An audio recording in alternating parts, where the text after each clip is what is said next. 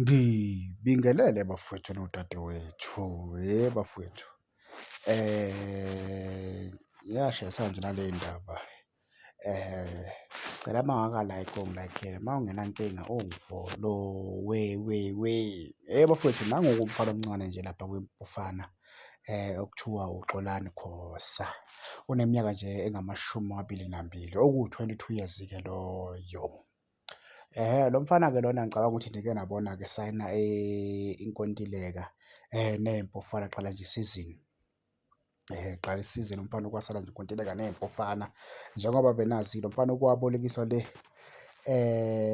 eBotswana, eBotswana la afika adlala khona nje kahle kakhulu eyi-defender. Uyi-defender-ke lo mfana lo, yabo.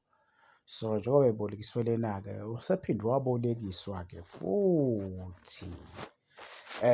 Umfana kubolekiswe laphaya kweGomora United. Kudlala lapha ngicabanga ukuthi kusehlathini impela.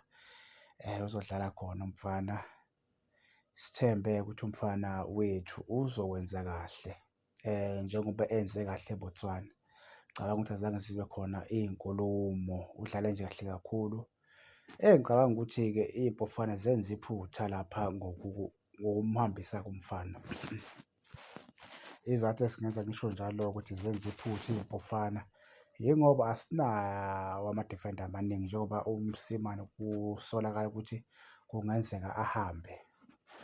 Noma nje ngithi usehambile, noma-ke ingaka-confirm-i-ke iy'mpufana lokho ukuthi uhambile uMsimane, kodwa nje ama-rumours akhomba nje lokho, yabo, ukuthi engahamba uMsimane, yabo. So ngokuhambisa lo mfana-ke ngicabanga ukuthi babhedile noma baphambukile iy'mpufana. Bekungamele zimuhambise lo mfana lona. Umfana bezodlala nje kahle kakhulu, yabo.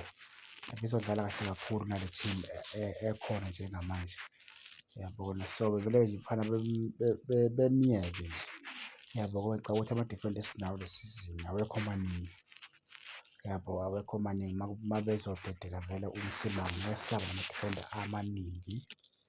So asazi-ke iy'ngane zakwethu ukuthi-ke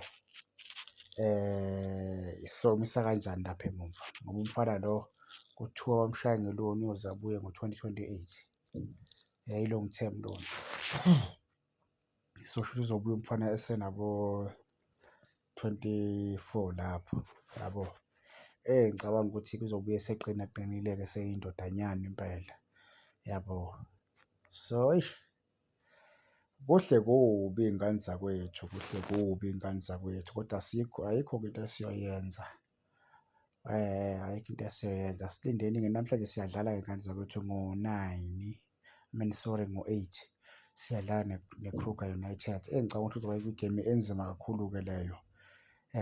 Enzima kakhulu iy'ngane zakwethu. Asithandazeni siyiwine nje leyo gemu, kungabi nezinkulumo. Danko, nisale kahle iy'ngane zakwethu.